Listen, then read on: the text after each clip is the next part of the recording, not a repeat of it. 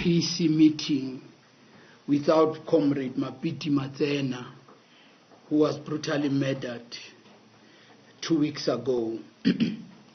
And we were, all of us acknowledged and felt his absence in the meeting, his sharp mind, calm character, and always making reference to the Constitution. We're also acknowledging and congratulating those who worked hard to ensure that Isitwalandwe Ndate and Rumlangen gets a funeral he deserves. And we are part of South Africans who wish him well as he goes home. The meeting further noted that today, the 30th of July, we will be ordinarily celebrating 100 years of Ntate Herigwala, the Lion of Midlands. And as Comrade Bone said, we will be joining various activities in the province.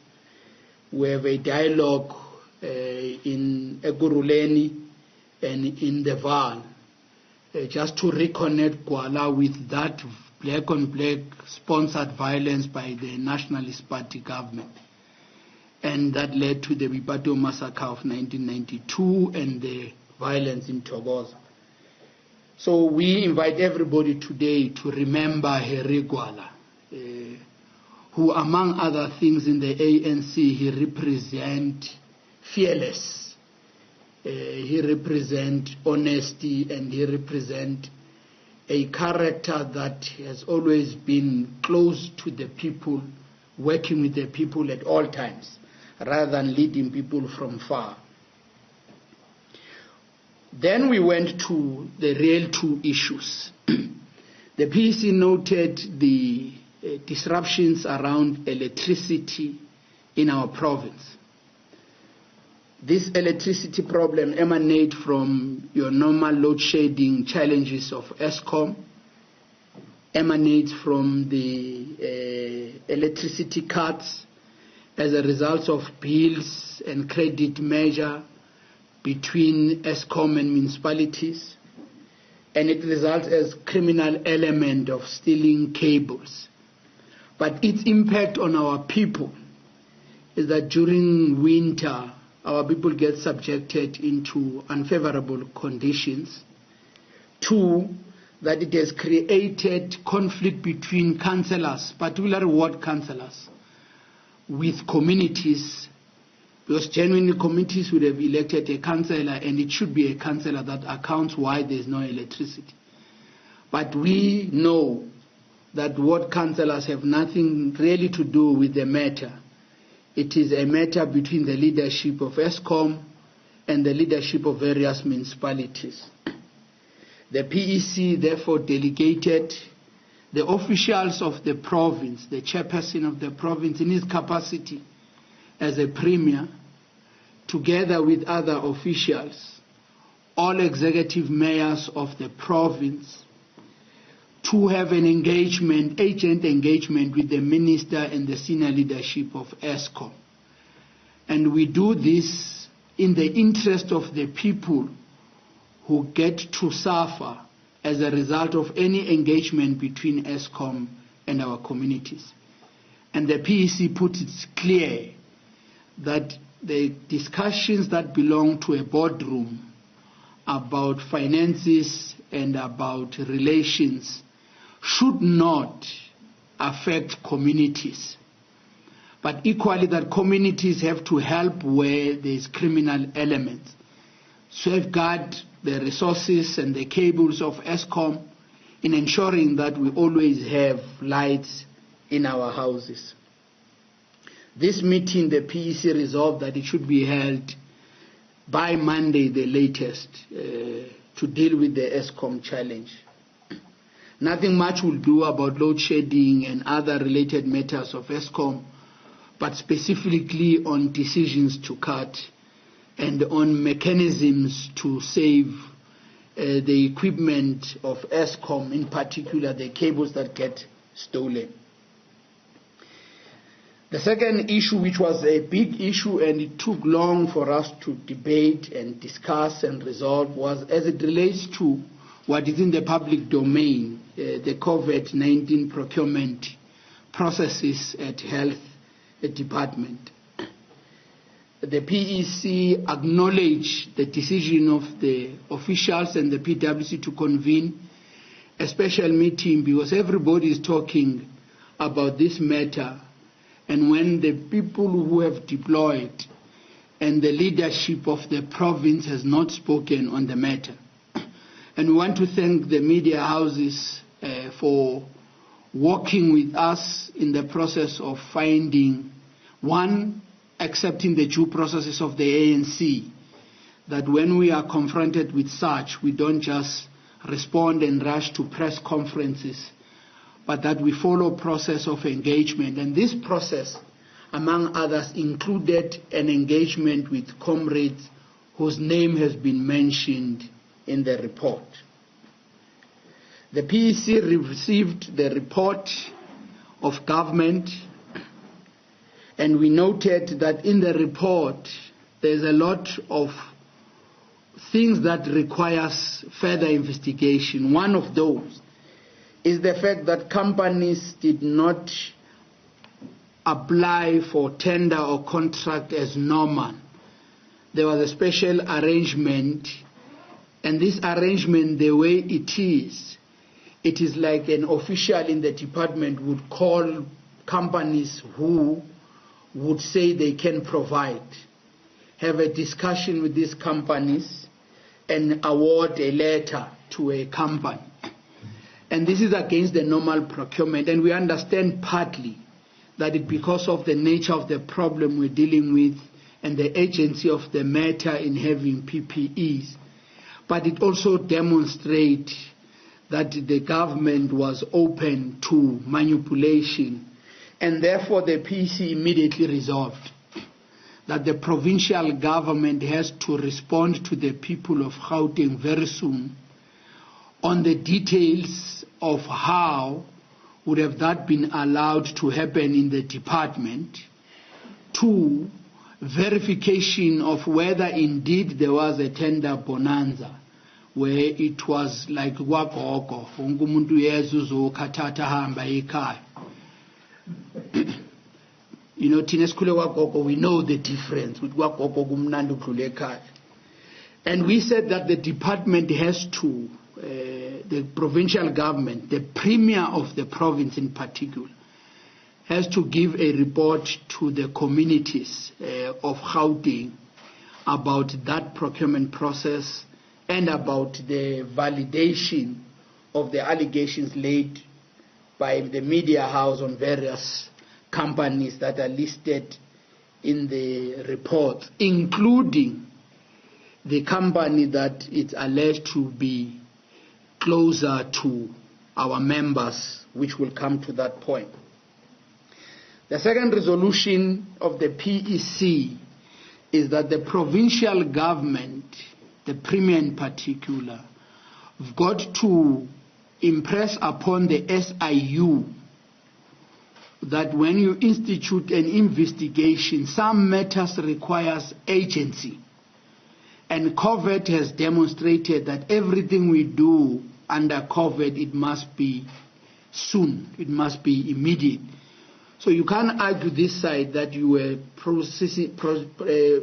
appointing people quicker because it was COVID, but when you investigate, you are slower. So once you say COVID impressed upon all of us to move with speed and work differently, it means even the investigations and the interest of facts that the people of our province want should be treated with emergency. So therefore, we have asked the Premier to ensure, we know that he doesn't have a direct control over SIU, but we also say this matter requires the Premier to impress upon SIU that at least in a period of 4 weeks, a report must be presented. And this report would also clear everybody whose name is mentioned. But the ANC interest is to find corruption. And where there is act of corruption, there must be action immediately, irrespective as to who is involved. As it relates to the specific allegation of a company whose proximity is closer to our leaders in the Provincial Executive Committee, and our leaders is Comrade Khusela Diko, Comrade Bandile Masuku. The PEC, after a deliberation, noting, of course, the statements and the reports that these comrades have provided the leadership of the ANC and the public. And I must say that these two leaders have said publicly, and they've said in the ANC, there is nothing wrong they have done. The PEC did receive a report of their engagement with the provincial secretary, and the details of the report was discussed by the PEC. However, the PEC has resolved that we as the ANC, at this moment, whether we like it or not, the objective reality is that we are losing trust amongst the people on our ability and capability and commitment to deal with corruption. Two, that the leadership of the ANC at all times must know that whatever they do does implicate the character and the integrity of the party, and that the individual actions have to be understood against the noble principle of organizational renewal, because the ANC, it got to renew itself. And our conference where we were elected made that point quite clear, that we need a different type of leadership, those who stand for the party first rather than their individual interest, no faction, no friends, no group, but that the organization must come first at all material times. And this is what guides us as we discuss. In discussing this, we're not undermining the natural law of natural justice. We're not finding anybody guilty. We just believe that there must be a process that demonstrates respect to the concerns raised across society, but in particular for ANC itself. The ANC further noted that as I said earlier on, the SIU is already dealing with the matter, and we separated the issue of SIU to a normal ANC process. The normal ANC process is to look at its members, their role, their contribution. It is not to really make a determination of guilty or not guilty, but is to have a discussion on political consciousness and the integrity of the party. It is against this background that the PEC has resolved that both Comrade Bandile and Comrade Khusela be subjected to the Provincial Integrity Committee. And we're doing this guided by the requests that both these comrades have made. So both Comrade Khusela and Comrade Bandile would have written letters to the party requesting of a process that can clear them. And we think in the ANC, the first process that can help you as a member but help the party, it is the Integrity Committee. So they are going to the Integrity Committee with immediate effect. And furthermore, the PEC has resolved that the Integrity Committee has to finish its work between 2 to 4 weeks. And we're putting a time frame because of our experience that it is not always easy for the PIC to conclude its reports on time. But again, what we say to government, we're saying to ourselves. We're saying to government, SIU has to operate within covert principles of agency, and therefore the ANC itself must operate within the principles of agency. And that's why we're giving the PIC 2 to 4 weeks. Included in the allegation, it's Comrade Loyiso Masuku, who basically, her contribution is alleged to be using a position as a wife to the MEC. We equally had a discussion with her, because she's also a member and a leader of the ANC.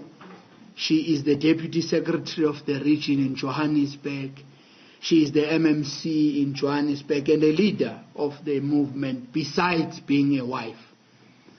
And we discussed her in the context of her role in the organization, and not much about being a wife, but as a leader of the ANC who is also alleged to be using another status to be doing what is alleged to have done. And consistent with the decisions we've taken on Comrade Bandile and Comrade Khusela, the PC resolved that Comrade Loyiso too must be subjected to the PIC.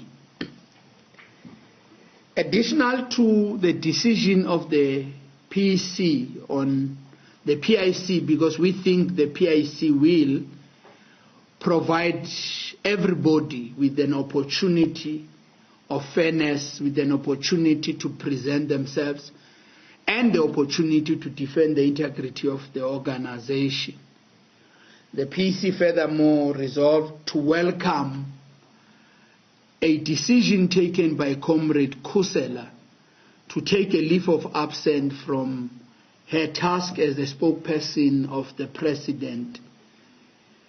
And consistent with that, the PC felt that it is important to have one approach in dealing with one case, and that you don't have this member subjected to this condition and that member is subjected to another condition, and that both Comrade Loyiso and Comrade Khusela, Comrade Bandile, be on temporary leave of absence for the duration of 2 to 4 weeks, while the processes of SIU together with the internal process of a PIC is taking place. We took this decision in the interest of clean governance. We equally took this decision not as an accepting a possibility that these comrades are guilty, but we took this decision as a fair process that would allow everybody an opportunity to present their case. What is good with the Integrity Committee of the ANC, it's also a moment of self-correct. It's not a guillotine where you go and you are slaughtered. It's a moment of self-reflection. It's a moment of engagement with the elderly community of our organization, where you have an opportunity to say, looking at it from hindsight, perhaps we could have acted differently. So we are subjecting our comrades into a proper political process that will build them, but that will defend the integrity of the ANC. And this is as far as the collective view of the provincial leadership in the party has concluded on this matter. And thank you very much.